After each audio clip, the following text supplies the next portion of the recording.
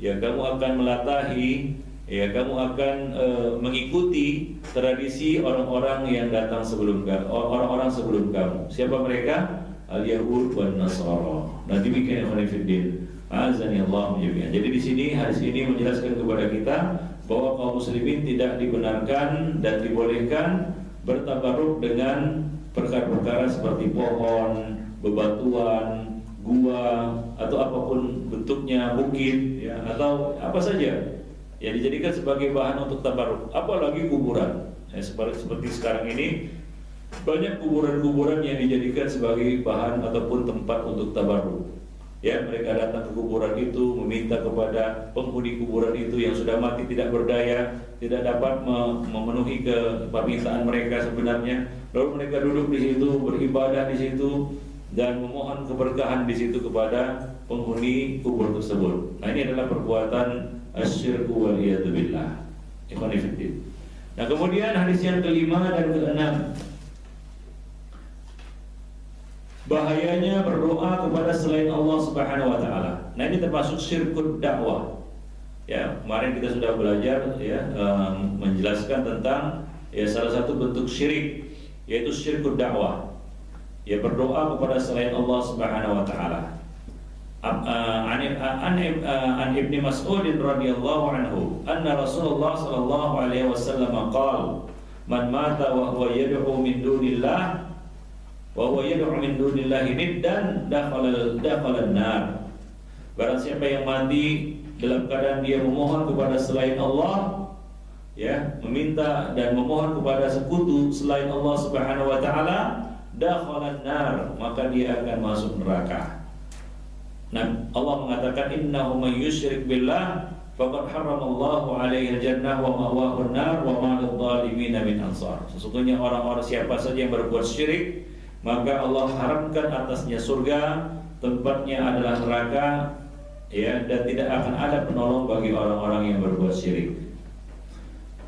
Kemudian dari Jabir bin Abdullah radhiyallahu anhu yang mengatakan man laqi Allah la yusyriku bihi syai'an dakhala al-jannah wa man laqiyahu yusyriku bihi syai'an dakhala an-nar.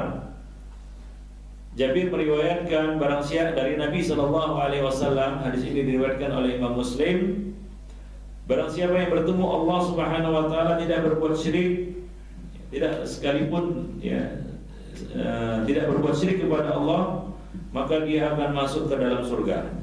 Barang siapa yang datang kepada Allah dengan membawa dosa syirik, maka dia akan masuk neraka.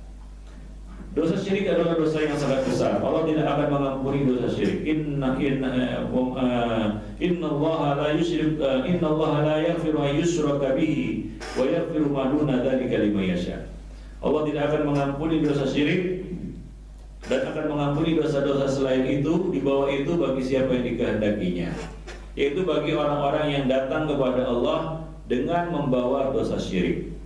Maka kita harus bertobat kepada Allah dari segala perbuatan syirik. Salah satu doa yang diajarkan oleh Nabi adalah ya Allah, aku mohon ampunan kepadamu dari apa? Aku berlindung kepadamu dari segala perbuatan syirik yang aku ketahui maupun yang tidak aku ketahui. Ya, karena kadang-kadang kita jatuh dalam syirik, kita tidak mengetahuinya. Maka ya hendaknya kita terus bertaubat kepada Allah, minta ampun kepada Allah dan minta kekuatan kepada Allah Subhanahu wa taala agar dijauhkan dari segala macam bentuk-bentuk kesyirikan. Demikian ya khairuddin. Azani Allah wa jami'an. Jadi ini menjelaskan kepada kita bahayanya berdoa kepada selain Allah Subhanahu wa taala. Allah Subhanahu wa taala mengatakan wa qala rabbukum ud'uni. Rabb kamu telah berkata, berdoalah kepadaku. Ya, Allah telah memerintahkan kita untuk berdoa kepadanya. Ud'uni astajib lakum. Aku akan mengabulkannya untuk kamu. Kemudian Allah Subhanahu wa taala mengatakan wa qala rabbukum ud'uni astajib lakum. Ya. Lanjutannya apa ya? Wa qala rabbukum innahu may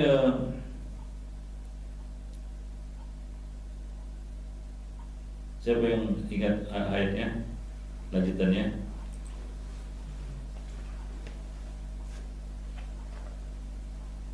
Ya, innal ladzina yastakbiruna an ibadati sayadkhuluna jahannama dakhirin. Innal ladzi yastakbiruna an ibadati sayadkhuluna jahannama dakhirin. Ya. Allah Subhanahu wa taala mengatakan, ya, berdoalah kamu kepadaku, niscaya aku akan mengabulkan permohonanmu, permintaanmu. Sesungguhnya orang-orang atau orang yang innal ladzina yastakbiruna an ibadati sayadkhuluna jahannama dakhirin. Sesungguhnya orang-orang yang sombong, ya, artinya tidak mau berdoa kepadaku, maka dia akan masuk ke dalam neraka jahanam dalam keadaan hina, dalam keadaan hina dina. Jadi di sini Allah Subhanahu wa taala mengajak kita untuk berdoa kepadanya dan tidak berdoa kepada selainnya. Ya, nah demikian. Tadi disebutkan hadis, man mata wa huwa yad'u lillahi niddan dakhalan nar. Barang siapa yang mati sementara dia meminta kepada selain Allah, ya, maka dia akan masuk neraka. Masuk neraka. Demikian ikhwan fillah. Dan juga Allah Subhanahu wa taala mengatakan fad'ullaha mukhlishina lahuddin.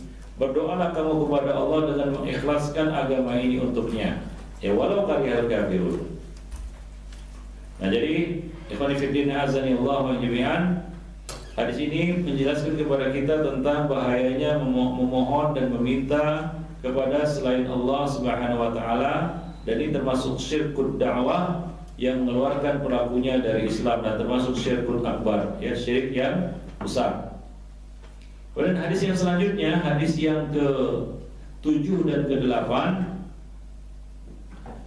dari Anas bin Malik radhiyallahu anhu, ia berkata, Sujjan Nabi sallallahu alaihi wasallam yauma Uhud wa qusirat rubaiyatuhu faqala kaifa yuflihu qaumun sajjau nabiyahum fanazalatil ayah laisa laka minal amri syai'un. Ini menjelaskan kepada kita hadis yang diriwayatkan dari Anas bin Malik. Anas bin Malik adalah salah seorang sahabat Nabi yang mulia.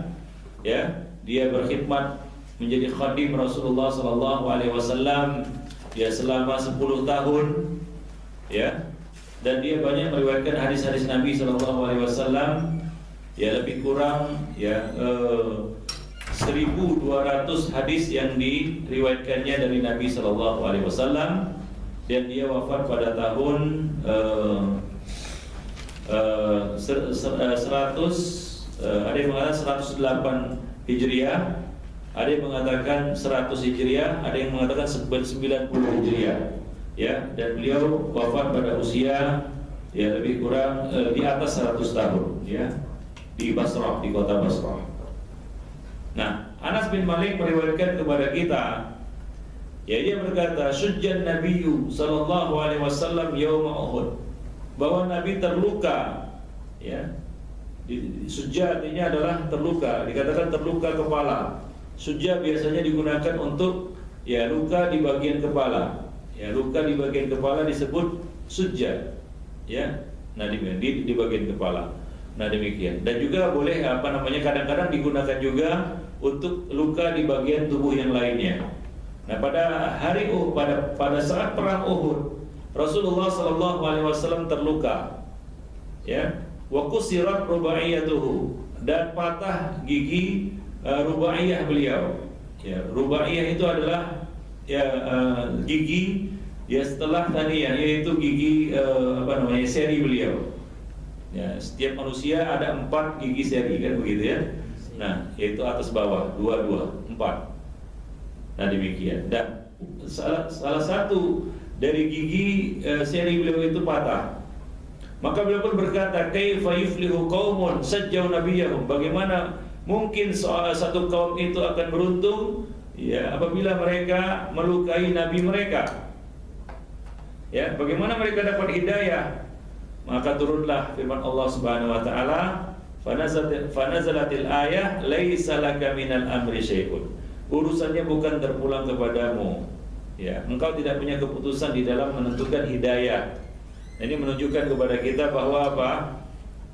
Hidayah ya, itu adalah milik Allah Subhanahu wa taala. Allah memberikan dan membagikan kepada manusia menurut apa yang dikehendakinya. Keputusan ada di tangan Allah. Apakah orang ini dapat hidayah atau tidak? Ya, nah demikian. Maka ikhwan fillah azanallahu jami'an, kita tidak boleh menghukumi seseorang dia masuk surga, dia masuk neraka kecuali seseorang tertentu kecuali dengan dalil ataupun berdasarkan wahyu dari Allah Subhanahu wa taala. Nah demikian.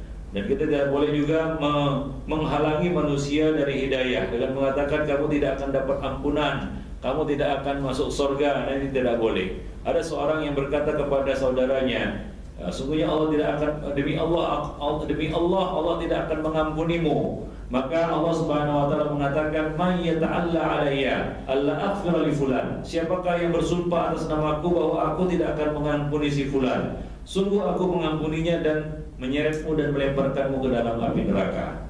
Nah demikian ya khairuddin. Jadi hidayah taufik itu ada di tangan Allah. Allah Subhanahu wa taala mengatakan, innaka la tahdi man ahbabta walakinnallaha yahdi man yasha. Engkau tidak akan dapat memberikan hidayah kepada orang yang engkau sukai, tapi Allah yang memberikan hidayah kepada siapa yang dikehendakinya. Ya, jadi kewajiban kita hanyalah menyampaikan, innama 'alaikal balagh wa 'alainal hisab. Kewajibanmu hanyalah menyampaikan dan hisabnya ada di sisi Allah Subhanahu wa taala. Demikian ikhwan fillah. Diriwayatkan dari Ibnu Umar radhiyallahu anhuma, annahu sami'a Rasulullah sallallahu alaihi wasallam yaqul, idza rafa'a ra'sahu min ar-ruku' fi ar-rak'atil akhirah min al-fajr. Bahwa Rasulullah sallallahu alaihi wasallam ketika mengangkat kepalanya dari ruku' pada rakaat terakhir di dalam salat fajar, beliau berkata, beliau membaca doa, Allahumma al'an fulanan wa fulan. Yaitu setelah beliau membaca sami Allahu liman hamidah, Rabbana walakal hamdu, beliau melaknat fulan dan fulan. Maka turunlah firman Allah Subhanahu wa taala, laisa laka minal amri syai'un. Keputusannya bukan berada di tanganmu. Masalah hidayah itu bukan di tangan Nabi, apalagi di tangan kita ya khonifuddin. A'azzani Allah wa iyyakum jami'an. Baik. Jadi demikianlah jadi kewajiban kita sebagai dai itu hanyalah menyampaikan. Adapun hidayah itu adalah milik Allah Subhanahu wa taala. Allah yang memilih hamba-hambanya siapa yang dapat hidayah dan siapa yang Allah halang dari hidayah itu. Demikian ya khonifuddin. Nabi pernah berdoa, ya Allah kuatkanlah Islam dengan salah satu dari dua orang ini, yaitu dua Umar ini, yaitu Abu Jahal atau Umar. Dan Allah Subhanahu wa taala memilih siapa? Umar. Nah, kemudian hadis yang ke-9. Hadis yang ke-9 ini diriwayatkan dari Anas bin Malik tentang sidqul iman, kebenaran iman, ketulusan iman. Anna Rasulullah sallallahu alaihi wasallam qala, bahwa Rasulullah sallallahu alaihi wasallam bersabda, la yu'minu ahadukum hatta akuna ahabba ilaihi min waladihi wa walidihi wan nasi ajma'in. Tidak akan beriman salah seorang dari kamu hingga ia menjadikan aku lebih dia sukai, lebih dia cintai daripada anaknya, orang tuanya dan seluruh umat manusia. Tidak beriman maksudnya tidak sempurna keimanan seseorang hingga dia menjadikan Nabi sebagai orang yang paling dicintainya. Lebih dia cintai daripada dia mencintai anaknya, daripada dia mencintai orang tuanya, dan daripada dia mencintai seluruh manusia, bahkan daripada dia mencintai dirinya sendiri. Mencintai dirinya sendiri. Nah, ini merupakan konsekuensi dari syahadat Muhammadun Rasulullah. Seorang mukmin haruslah menjadikan Rasulullah sallallahu alaihi wasallam sebagai sosok teladannya, yang dia cintai, yang dia kasihi, yang dia agungkan, dan dia bela kehormatannya. Nah, demikian ikhwan fillah. Nah, ini merupakan salah satu tanda keimanan. Bahkan seorang muslim tidak akan merasakan nikmatnya iman, lezatnya iman hingga dia memiliki perkara ini. Nabi mengatakan salatun man kunna fihi wajada bihinna halawatal iman. Ada 3 perkara yang apabila 3 perkara ini dimiliki oleh seseorang, maka dia akan merasakan manisnya iman. Apa saja itu? Yang pertama adalah ayyakun-Allahu wa rasuluhu ahabba ilaihi mimma siwahuma. Ia menjadikan Allah dan Rasulnya yang paling dia cintai daripada selain keduanya. Tidak ada yang lebih dia cintai selain Allah dan Rasulnya. Kemudian yang kedua, wa ayyuhibbal mar la yuhibbu illa lillah. Dia mencintai seseorang dan tidaklah ia mencintainya kecuali karena Allah. Jadi cintanya kepada selain Allah dan Rasulnya adalah cabang dari cintanya kepada Allah Subhanahu wa taala. Yang ketiga adalah wa ayyakraha ayyauda fil kufri ba'da in anqadhahu Allah minhu kama yakrah ayyukdhafa fin nar. Dia benci kembali kepada kekafiran setelah Allah Subhanahu wa taala menyelamatkannya dari kekafiran itu, sebagaimana dia benci dilemparkan ke dalam api. Ya, tentunya tidak ada satu orang pun yang mau dia dilemparkan ke dalam api. Maka inilah tiga perkara yang apabila dimiliki oleh seorang mukmin, maka dia akan merasakan manisnya iman. Ikhwani fiddin, a'azzanillahu wa iyyakum jami'an. Hadis yang ke-10. Hadis yang ke-10 ini berbicara tentang pentingnya tamassuk bil kitab wa sunnah wa sunnatul khulafa'ur rasyidin. Ya, dari Abi Najih Al-Irbad bin Sariyah. Dari Abi Najih Al-Irbad bin Sariyah radhiyallahu anhu qala wa'adana Rasulullah sallallahu alaihi wasallam mau'izatan balighatan wajilat minhal qulub wa tarafat minhal uyun faqulna ya Rasulullah ka'annaha mau'izatu muwaddi'in fa'awsina. Al-Irbad bin Sariyah Abu Najih menceritakan kepada kita bahwa pada suatu ketika Rasulullah SAW memberikan nasihatnya atau peringatannya kepada kami, ya, dengan peringatan yang sangat mengena hati kami, yang membuat hati-hati kami bergetar dan mata-mata kami meneteskan air mata. Fakulna ya Rasulullah, kami pun berkata ya Rasulullah, sepertinya ini adalah nasihat perpisahan, seperti seorang yang akan pergi jauh dan meninggalkan pesan dan wasiat kepada yang ditinggalkan. Maka berilah kami wasiat. Maka Nabi SAW mengatakan, usikum bitaqwallah was-sam'u wat-tha'ah.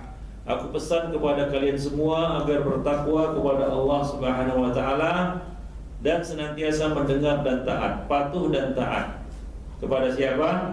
Kepada pemimpin-pemimpin kalian. Wa in ta'ammaru 'alaikum 'abdun, walaupun yang memerintahkan kamu itu, yang menjadi pemimpin kamu itu adalah seorang budak. Dalam riwayat lain ada tambahan 'abdun habasyiyun, ya, seorang budak Habasyi yang rambutnya seperti kismis. Ya, nah demikian. Ta'anna ra'suhu zabibun. Ya, fa innahu ya, itu jangan lihat bentuknya. Ya, jangan lihat bentuknya, tapi lihatlah, pandanglah dia sebagai pemimpin kamu. Imam Ahmad pernah ditanya, ya Imam, siapakah pemimpin? Maka Imam Ahmad menjawab, yaitu apabila orang-orang ditanya siapakah pemimpin, maka mereka akan menunjuk orang yang satu. Itulah pemimpin. Nah, kalau kita tanya rakyat Malaysia, siapa pemimpin? Jawabannya apa? Hah? Siapa? Najib. Itulah dia pemimpin yang Nabi pesan kepada kita mendengar dan taat dalam perkara-perkara apa? Al-ma'ruf. Karena tidak ada ketaatan dalam perkara-perkara yang mungkar. La ta'ata ya fi ma'siyat, la ta'ata li makhluqin fi ma'siyatil khaliq. Tidak ada ketaatan kepada makhluk di dalam hal berbuat maksiat kepada Allah Subhanahu wa taala. Innamat ta'atu fil ma'ruf. Ketaatan itu hanyalah ada dalam perkara-perkara yang ma'ruf. Dan kita tidak mencabut diri, yaitu kita membangkang, ya, kita melawan pemerintah ataupun penguasa pemimpin kita, ya, dan sabar atas ya kesalahan-kesalahan dan perbuatan kejahatan-kejahatannya. Nah, demikian itu. Ya. Ya, wa in ta'ammaru 'alaikum 'abdun habasyiyun fa innahu may ya'ish minkum ba'di. Karena sesungguhnya siapa saja yang hidup sepeninggalku nanti, fasayara ikhtilafan katsira, dia akan melihat perselisihan yang sangat banyak. Kemarin ditanya sama moderator, ya, pecah atau tidak kita? Moderator saya tanya juga sekarang, moderator, pecah atau tidak kita? Jadi hadis ini mengatakan bahwa siapa saja nanti yang hidup sepeninggalku, dia akan melihat. Kalau kita keluar dari ruangan ini, kita tanya kepada kaum muslimin yang ada di luar sana tentang akidah mereka, ya tentang Allah Subhanahu wa taala, pasti jawabannya akan bermacam-macam. Itu tentang Allah Subhanahu wa taala. Yang sama-sama mengucap Allah. Ya kan? Sama-sama mengucap Allah. Tapi ketika ditanya tentang Allah Subhanahu wa taala, oh itu berbeda-beda itu. Nah, demikian. Ini menunjukkan bahwa kita ya yang hidup sepeninggal Nabi akan melihat ikhtilafan, bukan ikhtilafan saja, ada kata-kata kathiran, banyak perselisihan yang banyak, yang tajam. Ya. Nah, demikian. Maka solusinya, jalan keluarnya adalah fa'alaikum bisunnati wa sunnatil khulafa'ir rasyidin al-mahdiyyin min ba'di. Berpegang teguhlah kamu dengan sunnahku dan sunnah khulafa'ur rasyidin. Siapa khulafa'ur rasyidin? Yaitu para sahabat. Ya, al-mahdiyyin yang dapat petunjuk. Ya, kemarin ada yang tanya, lafal khulafa'ur rasyidin ada tak dia? Ada, ini riwayatnya ada nih, ya. Sahih dan sabit dari Nabi sallallahu alaihi wasallam. Namun yang dimaksud di sini bukanlah khulafa'ur rasyidin yang 4 saja, tapi semua sahabat. Penyebutan khulafa'ur rasyidin itu adalah penyebutan secara simbolik. Maksudnya adalah semua sahabat, bukan hanya 4 khulafa atau 5 khulafa'ur rasyidin itu saja. Demikian ikhwan fillah. Sebagaimana penyebutan ya iqtadu bil ladaini min ba'di Abi Bakr wa Umar. Ikutilah 2 orang sahabat sepeninggalku, Abu Bakar dan Umar. Ya, di sini ada satu kita katakan adab ataupun ilmu di dalam ya berkomunikasi ataupun ilmu balaghah dalam bahasa Arab, yaitu apa? Tidak mungkin seorang itu menyebutkan satu persatu nama semua sahabat. Ya, Rasulullah tidak mungkin menyebutkan ikutilah Abu Bakar, Umar, Utsman, Ali semua, ya itu tak mungkin. Jadi disebutkan ya secara simbolik ya yang merupakan pemimpin dari para sahabat, karena manusia itu mengikuti pemimpinnya. Nah, jadi maksudnya adalah semua sahabat. Adu 'alaiha bin nawajiz wa tamassaku biha. Gigitlah dia dengan gigi geraham kamu, pegang erat dia. Ini adalah isyarat bahwasanya ketika kita memegang sunnah, berada di atas sunnah Rasulullah, sunnati dan sunnah para sahabat, ya, yaitu di atas pemahaman sahabat Rasulullah sallallahu alaihi wasallam, berada di atas Quran dan Sunnah dengan pemahaman salaf, pemahaman sahabat Rasulullah, ya, di atas akidah mereka, maka akan banyak orang-orang yang berusaha untuk mengeluarkan kita darinya. Ingat, pada hari ini kalau kita tidak mendakwahkan manusia kepada sunnah, maka kita yang didakwahi oleh manusia untuk keluar dari sunnah. Wah, saya diam saja Ustaz. Wah, ini bahaya.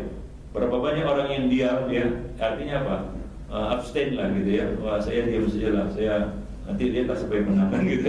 Yang menang salafi atau sufi kan begitu. Misalnya seperti itu. Nah, ini juga ikhwan fillah, orang-orang seperti ini hatinya akan digerogoti dengan apa? Dengan keraguan. Ya, sedikit demi sedikit keyakinannya terhadap manhaj ini akan, terhadap akidah ini akan lentur dan luntur.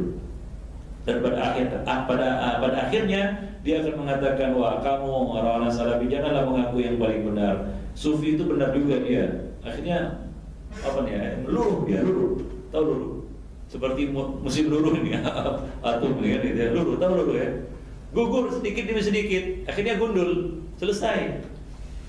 Wal iyadu billah khanifiddin. Maka dari itu Nabi sallallahu alaihi wasallam ketika berpesan kepada kita agar memegang teguh sunnah beliau dan sunnah sahabat-sahabat beliau, Nabi mengatakan apa? Addu 'alaiha bin nawajiz. Nawajiz ini adalah gigi taring kita.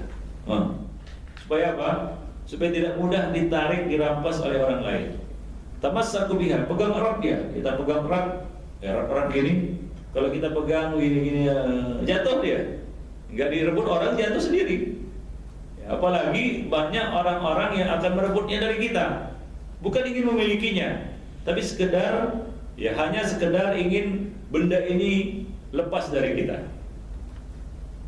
Di dalam riwayat lain Nabi mengatakan, ya akan ada fitnah-fitnah di akhir zaman.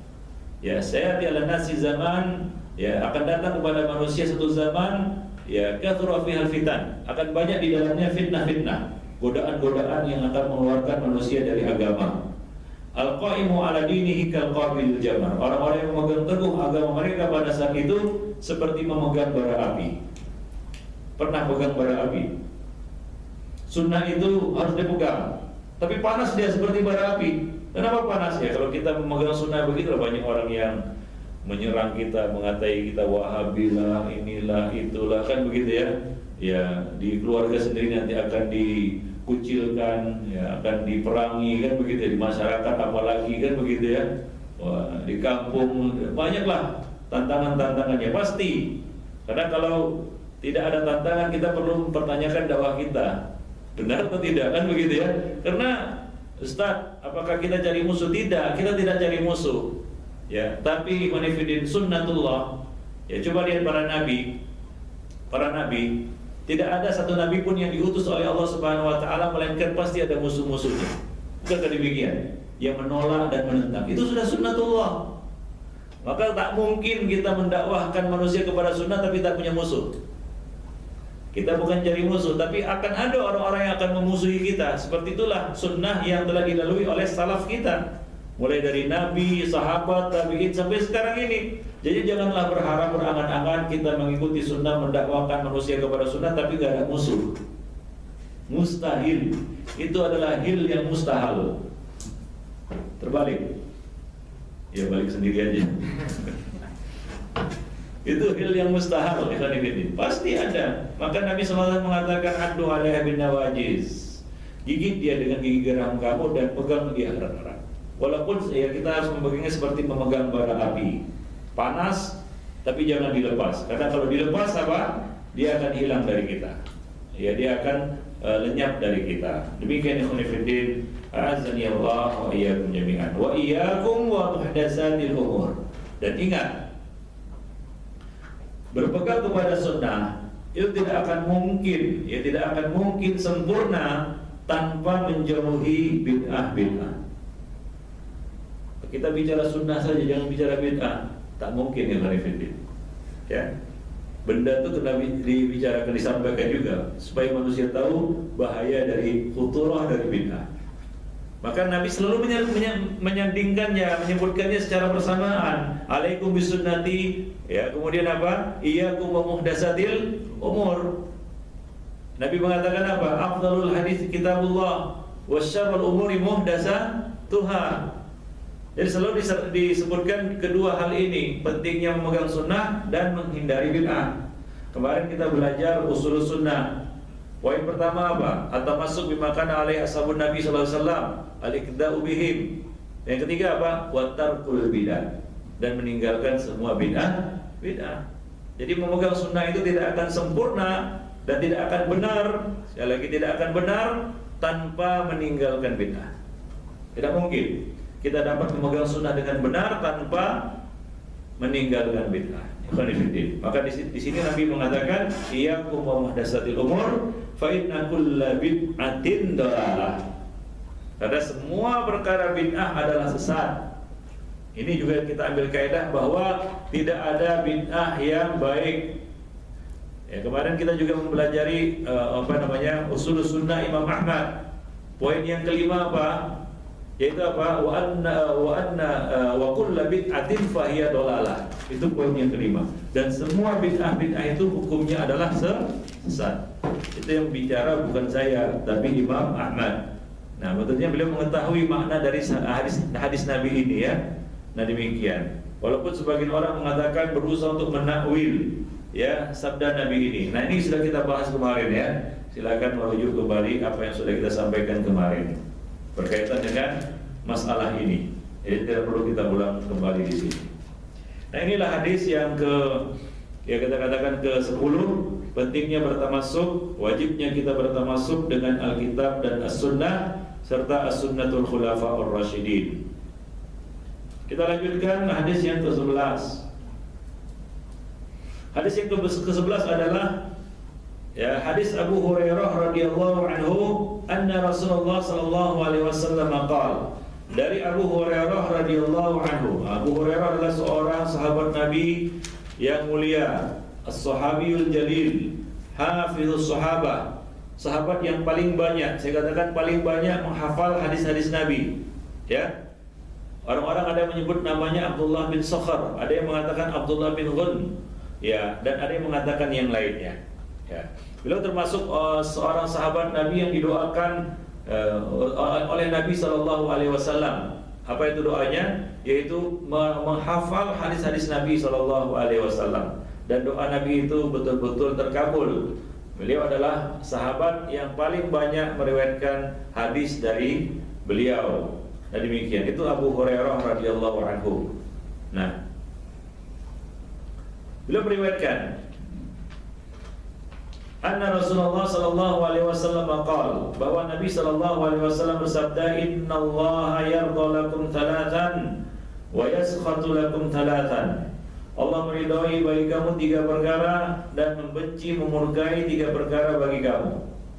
Yardha lakum an ta'buduhu wa la tusyriku bihi syai'an. Allah ridha kamu menyembahnya semata dan tidak berbuat syirik, tauhid, dan menjauhi syirik. Itu yang pertama. Yang kedua, wa an ta'tasimu bihablillahi jami'an wa la tafarraqu. Kamu berpegang teguh dengan tali Allah dan tidak berpecah belah. Dan yang ketiga, wa an tunasihu man wallahu Allahu amrakum. Dan kamu memberikan nasihat kepada orang yang Allah serahkan urusan kamu kepadanya, yaitu pemimpin kamu. Berikan nasihat, yaitu dengan cara yang benar, yaitu dengan mendatanginya 4 mata, tidak menasihatinya ataupun membongkar aibnya ya di tengah-tengah manusia. Karena itu bukan nasihat, itu namanya memprovokasi, memanas-manasi. Nah, ini adalah satu perbuatan yang kita katakan tidak bermanfaat, bahkan mendatangkan banyak mudarat, ya. Nah, demikian. Maka Nabi SAW menjelaskan tentang cara memberikan nasihat kepada waliul amri.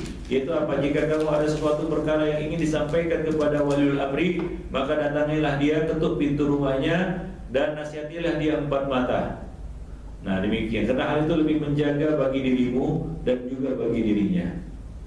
Dan kemudian Nabi mengatakan, wa yaskhatu lakum thalathan. Allah Subhanahu wa taala membenci bagi kamu 3 perkara. Yang pertama adalah kilu wal qal, yaitu menukil berita kesana kemari yang belum jelas. Kilu wal qal, ya, mengatakan katanya dan katanya. Kata si fulan, benarkah kata si fulan itu? Ya belum tentu juga. Ya, Nabi mengatakan kafa bil mar'i kadiban ayyuhaddisa bi kulli ma sami. Cukuplah seorang itu dikatakan dusta, dalam riwayat lain dikatakan itsman, berdosa, apabila dia menyampaikan semua yang dia dengar. Maka jauhilah kilu wal qal. Wa kathratu su'al, dan banyak bertanya. Kasratu soal ini ada 2 macam, ada 2 makna. Yang pertama adalah banyak bertanya tanpa faedah. Nah, ini termasuk dosa, ya. Kejahatan seorang muslim yang paling besar terhadap muslim yang lainnya adalah dia bertanya tentang sesuatu yang dihalalkan kemudian diharamkan gara-gara pertanyaannya. Ya, jadi para sahabat dahulu tidaklah banyak bertanya kepada Nabi. Mereka hanya bertanya pada perkara-perkara yang penting dan bermaslahat, yang bermanfaat bagi Islam dan kaum muslimin. Nah, itu makna yang pertama. Makna yang kedua adalah banyak meminta, suka meminta kepada manusia. Nah, agama Islam tidak mengajarkan pemeluknya untuk menjadi peminta-minta, ya, tapi menyuruh kita untuk bekerja. Apa kata Nabi? Seandainya seorang dari kamu membawa seutas tali, lalu pergi ke hutan, memotong kayu bakar, lalu dia pikul di pundaknya dan menjualnya di pasar, itu lebih baik baginya daripada dia meminta-minta kepada manusia, baik dia diberi maupun tidak diberi. Nah demikian. Jadi Islam menganjurkan kita untuk apa? Untuk berusaha, bekerja. Nah kemudian yang ketiga adalah idha'atul mal, yaitu membuang-buang harta, yaitu membelanjakan harta untuk perkara-perkara yang tidak bermanfaat dan berguna.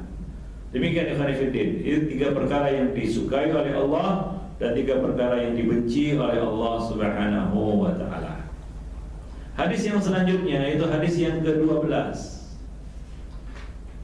Dari Abdullah bin Mas'ud radhiyallahu anhu, anna Rasulullah sallallahu alaihi wasallam qala, ma min nabiyyin ba'athahu Allah fi ummatin qabli illa kana lahu min ummatihi hawariyun wa ashabun ya'khuduna bi sunnatihi wa yaqtaduna bi amrihi. Tidak ada seorang nabi pun yang Allah utus di tengah-tengah umatnya sebelum aku, melainkan ia pasti memiliki hawariyun. Hawariyun adalah orang-orang dekat, ya, penolong-penolong dan pembela-pembelanya, dan sahabat-sahabat yang senantiasa menjalankan sunnahnya dan mengikuti perintahnya.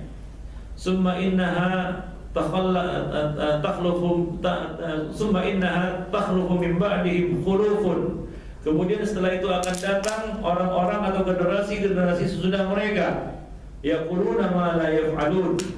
Mereka berbicara apa-apa yang tidak mereka kerjakan, wa yaf'aluna ma la yu'marun, dan melakukan apa yang tidak diperintahkan. Ini sifatnya, ini dua sifat, ya, ini sifat nifaq, yaitu apa? Mengatakan apa yang tidak dilakukan dan melakukan apa yang tidak diperintahkan. Ya, yaitu apa? Berbicara tapi tidak beramal, dan beramal tapi tidak berilmu. Sifat Yahudi dan Nasrani, maghdub dan apa? Dhal. Orang-orang yang dimurkai oleh Allah dan orang-orang yang sesat. Sifat mereka dua, yaitu apa? Mengatakan apa yang tidak dilakukan, ya, berbicara, berilmu tapi tidak berbuat. Yang satu lagi apa? Orang-orang Nasrani beramal tapi tidak memiliki ilmu, ya, yaf'aluna ma la yu'marun, melakukan apa yang tidak diperintahkan. Faman jahadahum biyadihi fahuwa mu'min. Siapa saja yang berjihad melawan mereka, maka dia adalah mukmin. Faman jahadahum bilisanihi fahuwa mu'min. Pada siapa yang melawan mereka dengan lisannya, yaitu meluruskan mereka dengan lisannya, fahuwa mu'min, maka dia adalah seorang mukmin. Wa man jahadahu bi qalbihi fahuwa mu'min. Pada siapa yang melawan mereka dengan hatinya, mengingkari mereka dengan hatinya, maka dia adalah mukmin. Wa laisa wara'a dzalika minal imani habbata khardalin. Adapun selain itu tidak ada, ya, keimanan walaupun sebesar biji sawi atau biji atom. Nah, kalau tidak dapat membenci juga, ya, apalagi yang tersisa. Tidak ada tersisa walaupun sebesar biji atom dari keimanan. Wallahu a'lam bishawab. Hadis yang berikutnya, hadis yang ke-13, yaitu pentingnya nasihat. Ad-dinun nasihah. Dari Tamim Ad-Dari. Tamim Ad-Dari. Tamim Ad-Dari adalah seorang sahabat yang masyhur, ya, yang dikatakan bahwa dia adalah seorang sahabat yang Nabi meriwayatkan darinya. Salah satu contoh riwayat asagir, akabir anil asagir, riwayat yang lebih yang senior kepada yang junior adalah riwayat Nabi dari Tamim Ad-Dari. Tentang apa? Tentang cerita, ya, kisah dia melihat bertemu dengan siapa? Dajjal. Nabi meriwayatkan hadisnya dari Tamim Ad-Dari. Nah, ini salah satu keistimewaan Tamim Ad-Dari. Ia wafat pada tahun 40 Hijriah. Nah, Tamim Ad-Dari meriwayatkan dari Rasulullah. Ia berkata, qala Rasulullah sallallahu alaihi wasallam, ad-dinun nasihah. Agama itu adalah nasihat. 3 kali Nabi mengucapkannya. Qulna liman? Untuk siapa?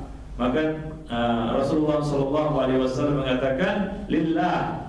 Untuk Allah, untuk Rasulnya, untuk kitab-kitabnya, ya, untuk untuk pemimpin kaum muslimin dan untuk segenap kaum muslimin.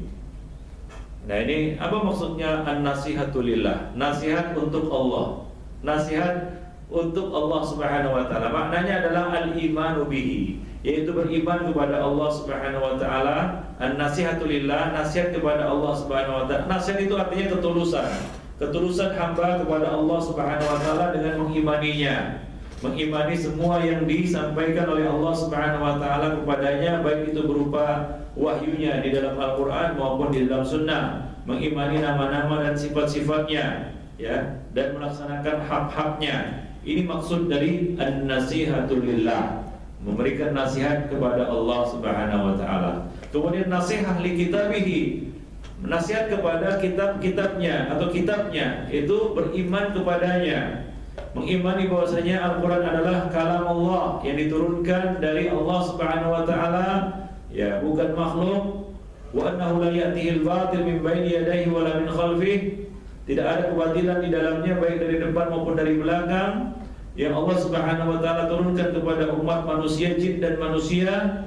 Tidak ada satu orang pun yang mampu untuk mendatangkan, yang semisal dengan Al-Quran ini, walaupun mereka saling tolong menolong untuk membuatnya.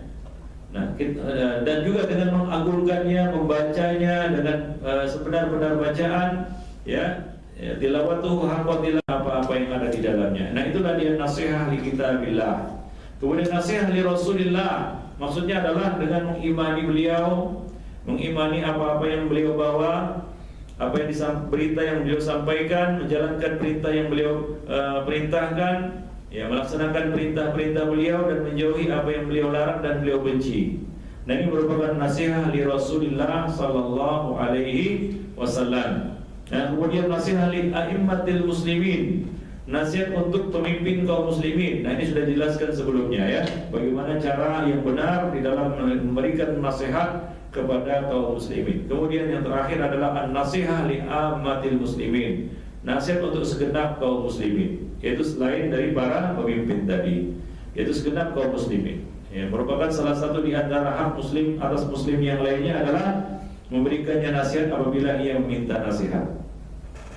Nah, kemudian hadis yang ke-14 yaitu hadis yang bercerita tentang ahabbul a'mal ilallah, amal yang paling disukai oleh Allah Subhanahu wa taala. Abdullah bin Mas'ud radhiyallahu anhu mengatakan, sa'altu Rasulullah sallallahu alaihi wasallam ayyul a'mali ahabbu ila Allah azza wa jalla. Amal apakah yang paling disukai oleh Allah Subhanahu wa taala? Maka Nabi mengatakan, menjawab, as-salatu ala waqtiha, salat pada waktunya. Maka jangan sampai sholat di luar waktu. Tadi kita membahas waktu sholat isya sampai tengah malam, ya. Jadi malam dibagi dua, jangan sampai lewat tengah malam, karena itu bukan sudah keluar waktu itu. Maka di sini Nabi mengatakan, ya, amal yang paling disukai oleh Allah Subhanahu wa taala adalah sholat pada waktunya. Kemudian Abdullah bin Mas'ud bertanya lagi, "Tsumma kemudian apa?" Qala birrul walidain, berbakti kepada dua orang tua. Dimana ini adalah kesempatan kita untuk masuk surga. Ya, salah satu di antara perkara yang dapat masukkan seorang hamba ke dalam surga adalah berbakti kepada, ya, ibu bapaknya. Nabi mengatakan, sungguh merugi, roghima anfum ri'in, sungguh merugi seseorang, sungguh rugi dia, ya, mendapati, ya, kedua orang tuanya atau salah satu dari keduanya, ya, pada saat keduanya atau salah satu dari keduanya itu sudah berusia lanjut, namun dia tidak dapat masuk ke dalam surga. Ya, jadi berbakti kepada orang tua itu lebih ditekankan lagi ketika orang tua kita itu sudah berusia lanjut, ya. Nah, ada orang yang ketika ibu bapaknya segar bugar, banyak duit, dekat dia. Nah, begitu sudah jompo ditinggalkannya, dititipkannya ke panti jompo. Nah, ini ya, ikhwanifiddin, ya, namanya berbakti kepada orang tua adalah pada saat mereka itu sudah kita katakan lanjut usia. Indal kibar itu adalah lanjut usia, di mana mereka memerlukan seseorang yang mengurus mereka, merawat mereka. Nah, disitulah, ya, kebaktian seorang anak kepada orang tuanya diuji. Ya, kalau orang tuanya segar bugar, ya wajarlah dia dekat-dekat orang tuanya, kan, kusuk-kusuknya, ya, ingin duitnya, kan, begitu. Coba waktu sudah jompo, sudah lanjut usia, sudah kita katakan tergeletak di atas tempat tidurnya, nggak bisa nggak dapat berbuat, nggak boleh buat apa-apa. Nah, siapa yang mengurusnya? Nah, disitulah kebaktian, ya, seorang anak kepada orang tuanya diuji. Apakah dia termasuk anak yang berbakti kepada orang tuanya, atau anak yang, ya, durhaka kepada orang tuanya, ya, mengingkari kebaikan orang tuanya, ya. Nah, demikian. Kemudian ditanya lagi oleh Ibnu Mas'ud, "Tsumma kemudian apa lagi?" Nabi mengatakan, al-jihadu fi sabilillah, berjihad di jalan Allah Subhanahu wa taala. Nah, kemudian hadis yang berikutnya, hadis yang ke-15.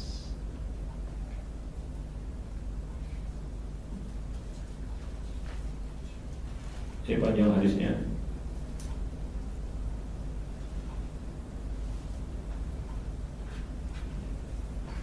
Ini hadis singkat aja, ya, kita tidak perlu baca. Ini sudah kita bacakan sebenarnya hadis ini, yaitu tentang orang yang pertama kali diadili pada hari kiamat. Ada 3, ya, yaitu yang pertama orang yang berjihad di jalan Allah, tapi sayang jihadnya ternyata tidak ikhlas. Dia berjihad supaya dikatakan pemberani, ya, dan dia telah mendapatkan sebutan itu.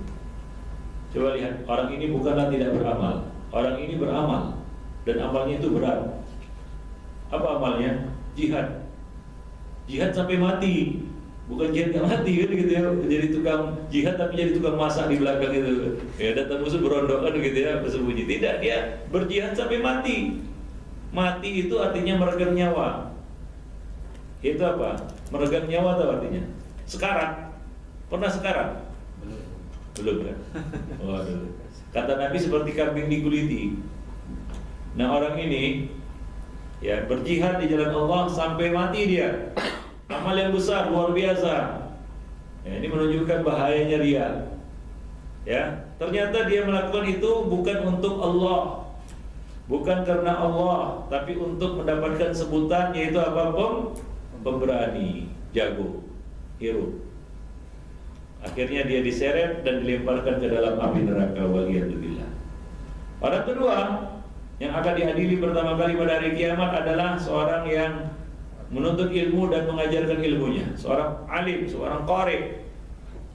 Tapi ternyata dia lakukan itu akan dikatakan alim, akan dikatakan qari. Coba lihat orang ini sudah mengerahkan semua kemampuan potensi yang dimilikinya, menuntut ilmu dan mengajarkannya. Itu adalah suatu amalan yang luar biasa, tapi nihil di sisi Allah Subhanahu wa taala karena ternyata dia mengejar sebutan. Dia ingin mengharapkan sebutan, ya pujian manusia. Dan yang ketiga, yaitu seorang yang bersedekah. Dia telah mencari harta, kemudian menyedekahkannya di jalan Allah Subhanahu wa taala. Tapi ternyata dia melakukannya bukan lillah. Dia lakukan itu agar dikatakan dermawan. Wah, dia orang yang dermawan, baik hati. Dia mengejar sebutan. Ya, maka hindarilah beramal karena mengejar sebutan. Ya, kita kan membaca alhamdulillah. Apa artinya alhamdulillah? Segala pujian itu milik Allah. Ya, hanya Allah yang layak untuk dipuji. Kita ini sebenarnya tak layak untuk dipuji. Nah, maka janganlah kita menjadi orang yang gila pujian. Ya, ingin dipuji. Karena pujian itu Nabi mengidentikannya dengan apa? Dengan penyembelihan. Maka Nabi menyuruh kita untuk melempar orang yang suka memuji, melemparkan apa? Pasir ke wajahnya. Ini adalah celaan maksudnya, yaitu kita menghentikan pujiannya itu. Ya, ada satu doa juga yang diajarkan yang dibaca oleh para sahabat untuk kita katakan membersihkan hati dari penyakit suka dipuji ini, atau ketika kita mendapat pujian dari seseorang. Nah, demikian ikhwan fillah. Nah, itulah 3 orang yang pertama kali